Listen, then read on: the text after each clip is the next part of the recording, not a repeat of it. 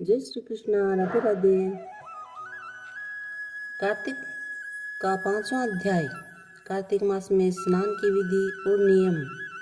राजा पृथ्वी बोले, हे मुनिवर, आपने कार्तिक और माघ मास का महाफल वर्णन किया है। अब आप स्नान की विधि और नियम सविस्तार कहिए, क्योंकि आप उद्यापन की विधि कहने में समर्थ है। नारद जी बोले, हे राजन, तुम विष्णु के अंश से उत्पन्न हुए हो। अब तुमसे कोई बात छिपी नहीं है, तदपि मैं नियमों का वर्णन करता हूँ।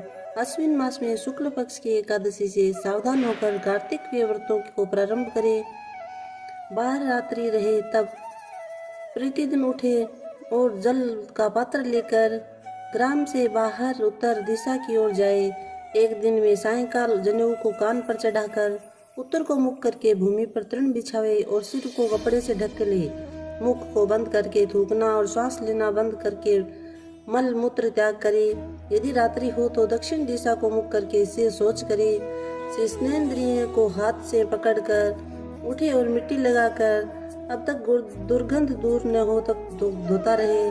शीशन में 1 बार, गुद्दासी में 7 बार तथा 10 बार बाएं हाथ में एवं दोनों हाथों में फिर 7 बार मिट्टी लगाकर धोवे।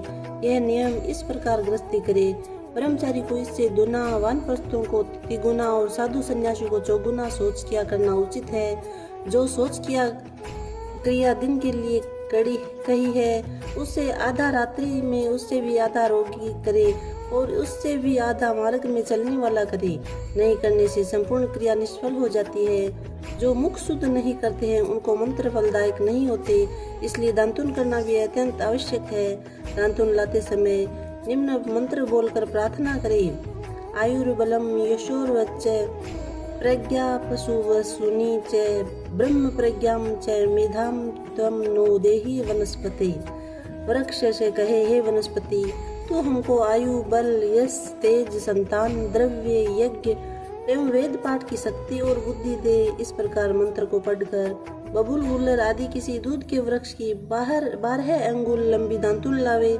श्राद्ध तिथि व व्रत के दिन दांतुन न करे। प्रतिपदा, अमावस्या, नवमी, षष्ठी तिथियों और रविवार तथा चंद्र ग्रहण के दिन दांतुन नहीं करे। कांटों के वृक्ष, कटेरी, संभालू, कपास, पीपल, वट, अरंड और दुर्गंध वृक्षों को की दांतुन न करे। तदंतर विष्णु और शिव के मंदिर में प्रसन्नता से विधि पूर्वक पुष्प, गंध, तांबूल आदि ले जाए तथा भगवान को बिल्व पत्र आदि के पूजन के उपचारों के साथ नमस्कार करके गीता आदि स्तुति का गान करे एवं मधुर वाणी में भजन गावे। फिर ताल, वीणा, मृदंग ध्वनि से युक्त उन नाचने और गाने वालों का चंदन पुष्प आदि से पूजन कर स्वागत करे। केवल देवालय में भजन कीर्तन करने वाले लोग विष्णु स्वरूप होते हैं। जैसे सतयुग में जप, तप, दान, यज्ञ आदि भगवान को प्रसन्न करते हैं, वैसे ही कलयुग में भक्ति पूर्वक भजन संकीर्तन आदि एकमात्र साधन है। हे राजन, मैंने भगवान से पूछा कि आप कहाँ निवास करते हैं। तब वे बोले, हे नारद, मैं वैकुंठ अथवा योगियों के हृदय में नहीं रहता हूँ। मेरा निवास तो भक्तों के कीर्तन आदि गान में है। गंध पुष्प आदि से जो मेरे भक्तों का पूजन करते हैं, उससे मैं इतना प्रसन्न होता हूँ जितना कि मैं अपने पूजन से नहीं होता।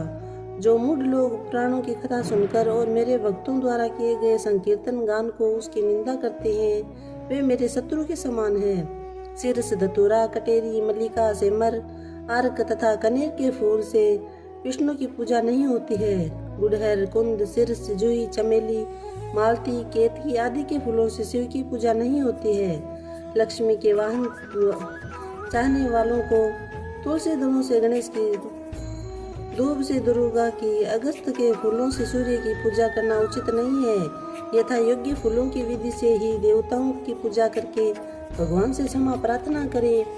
हे सुरेश्वर, हे देव, मैं मंत्रहीन, भक्तिहीन और क्रियाहीन हूँ, अतः अज्ञानतावश मैंने आपकी जो कुछ भी पूजा की है वह परिपूर्ण होवे। फिर प्रदक्षिणा करके, दंडोत प्रणाम करके भगवान को कीर्तन, स्तुति आदि उनकी प्रसन्नता के लिए करे तथा उनके सम्मुख गान करे। प्रार्थना द्वारा अपराध क्षमा करावे। जो कार्तिक मास की आधी रात्रि में विधि पूर्वक विष्णु और शिव का पूजन करते हैं, वे अपने पूर्वजों सहित निष्पाप होकर वैकुंठ को जाते हैं। ओम नमः शिवाय। 5वां अध्याय समाप्त। जय श्री कृष्णा। राधे राधे।